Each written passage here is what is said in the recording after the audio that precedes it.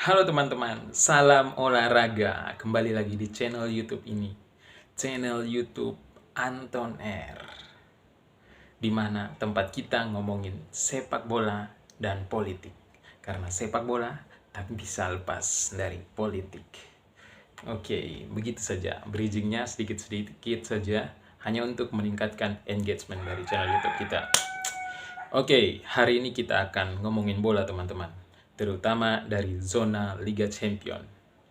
Sebenarnya pertandingan kemarin tidak ada yang terlalu bombastis teman-teman, karena beberapa tim sudah memastikan diri untuk melaju ke fase gugur, fase 16 besar, gitu teman-teman.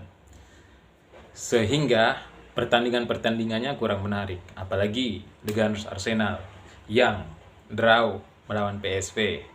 Ya, di samping itu mereka memainkan pemain-pemain lapis 2 mereka, begitu teman-teman. Ada juga Lens yang menang lawan Sevilla, namun tidak juga bisa menyalip PSV di runner up klasmen grup B, begitu teman-teman. Sehingga Lens dan Sevilla harus get out, begitu. Nah, dari yang menarik justru dari grup A, di mana Manchester United mengundurkan diri. Oke, itu cuma bridging ya teman-teman. Jadi Manchester United bukan mengundurkan diri dari Liga Champion, melainkan gugur atau keluar dari Liga Champion karena kekalahan semalam melawan Bayern Munchen, teman-teman. Tapi walaupun menang juga ya belum tentu, karena di sisi lain ada Copenhagen, ya Copenhagen yang menang 1-0 melawan Galatasaray, teman-teman. Begitu. Sehingga Copenhagen mengumpulkan poin 8 di runner up.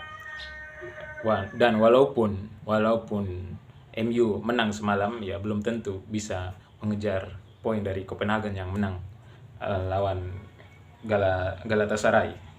Ya, Copenhagen menang 1-0 melawan Galatasaray di kandangnya sendiri. Tapi yang menjadi hal menarik di sini teman-teman, bagaimana tim sekelas MU akhirnya gugur, akhirnya out di fase grup Liga Champion. Begitu teman-teman. Dan bagaimana Erik ten Hag yang menurut saya, sekali lagi menurut saya, seperti di video sebelumnya saya mengatakan bahwa Erik ten Hag belum layak atau tidak layak untuk berada di tim sebesar MU, teman-teman. Untuk menjadi pelatih tim sebesar MU, menurut saya Erik ten Hag masih tidak layak hingga saat ini.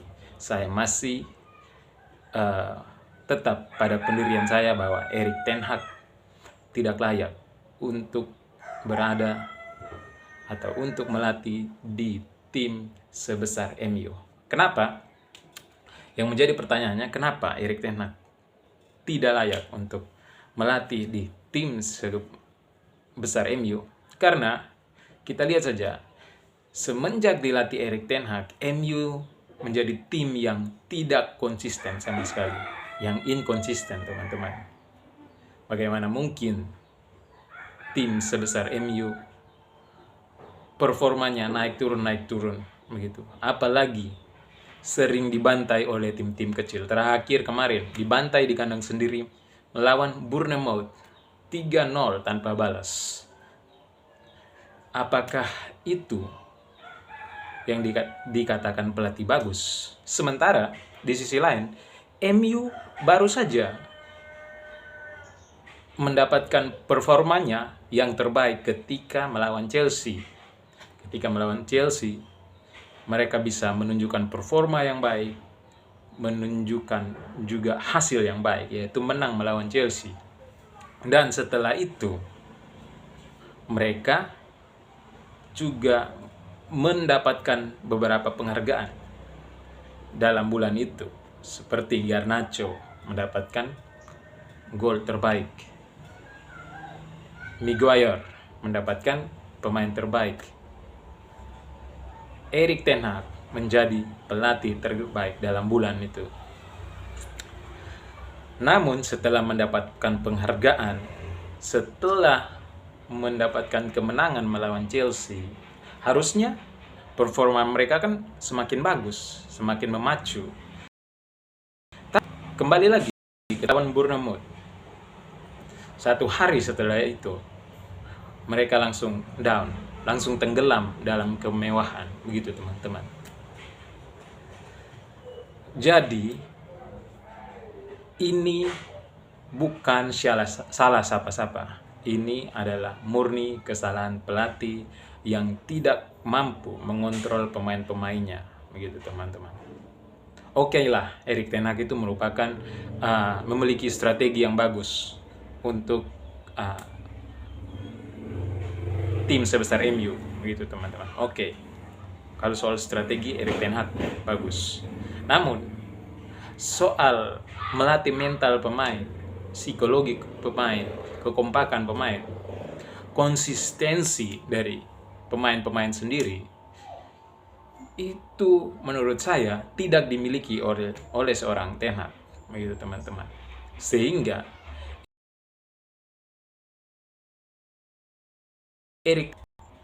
sorry ada trouble sedikit karena direkamnya pakai HP. Jadi Erik ten Hag cenderung mendapatkan ketidakpercayaan dari pemain sendiri, sehingga seringkali bermasalah dengan pemain, begitu teman-teman. Jadi Erik ten Hag sedang bermasalah di situ, sehingga untuk melatih tim sebesar MU diperlukan pelatih yang mampu memberi kenyamanan kepada pemain, memberi semangat kepada pemain-pemainnya, sehingga pemain-pemainnya menjadi semakin konsisten dari setiap pertandingan ke pertandingan lain, begitu teman-teman. Dan yang saya sorot kali ini adalah pemilihan pemain dari Erik ten Hag ketika melawan Bayern Munchen, teman-teman. Ketika melawan Bayern Munchen, pemilihan pemain dari Erik ten Hag. Dan yang paling parah, sebelum kita ke pemilihan pemain, paling parahnya lagi, ketika melawan Bayern Munchen kemarin, cederanya seorang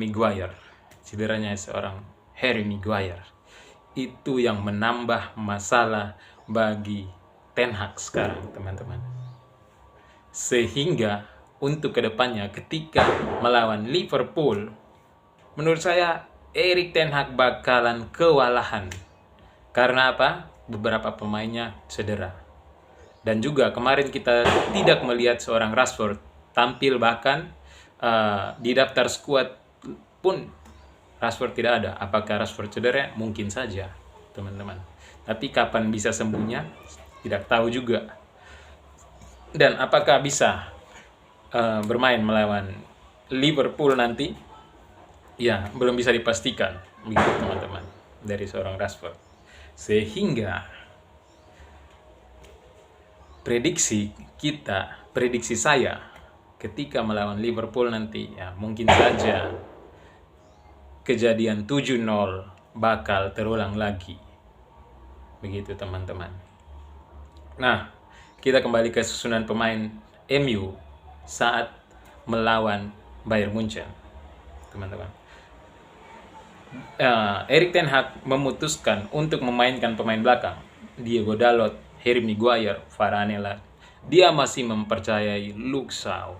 Itu yang membuat saya tidak masuk akal, teman-teman. Heran saya. Padahal di bench cadangan ada Wan-Bissaka, ada Reguilon, yang mestinya lebih perform daripada memilih si Luke Shaw ini, begitu teman-teman. Yang jelas-jelas pada pertandingan sebelumnya Luke Shaw itu di bawah performa, underperform, begitu teman-teman. Yang mestinya pada pertandingan kali ini yang membutuhkan, yang MU sendiri membutuhkan untuk membawa 3 poin, ternyata masih dimainkan juga Luke Shaw yang underperform. Itu yang membuat saya bingung dengan Erik ten Hag, dan membuat saya semakin yakin bahwa Erik ten Hag ini memang tidak pantas berada di MU, begitu teman-teman. Dan ketika babak kedua, Luke Shaw diganti dengan Wan-Bissaka, begitu. Ya, menurut saya untuk mendapatkan serangan yang bagus, harusnya MU memainkan Reguilon. Karena Reguilon itu bisa membantu serangan MU, begitu teman-teman. Sehingga tidak perlu untuk memasukkan Wan-Bissaka lagi, karena MU sedang membutuhkan kemenangan, begitu teman-teman. Terus terlambatnya di Maino, Kobbie Mainoo sangat terlambat untuk dimasukkan, begitu teman-teman. Bahwa MU membutuhkan kemenangan, dan Erik ten Hag bisa dibilang telat mikir, begitu. Bagaimana seorang pelatih yang melatih klub besar telat memasukkan seorang gelandang sekelas Kobbie Mainoo yang sangat dibutuhkan ketika melawan Bayern Munchen, begitu teman. Karena MU membutuhkan kemenangan, gitu. Pellistri, apalagi Pellistri, terlambat lagi dimasukkan. Inilah beberapa kesalahan dari Erik ten Hag, dan sampai detik ini saya masih mengatakan bahwa Erik ten Hag belum layak untuk melatih tim sebesar MU. Oke, itu saja teman-teman. Sampai ketemu di pertandingan Liga Champions berikutnya. Tapi sepertinya pertandingan Liga Champions berikutnya masih tetap juga kurang bombastis, karena beberapa tim sudah memastikan diri untuk lolos ke fase berikutnya, teman-teman. Ada beberapa tim sehingga poinnya cukup jauh. Termasuk Newcastle, Milan itu tidak, menurut saya ya masih bisa menyalip PSG, teman-teman. Masih ada kemungkinan, tapi kayaknya kecil sekali, begitu. Oke, itu saja video dari saya. Sampai di video-video selanjutnya. Salam olahraga.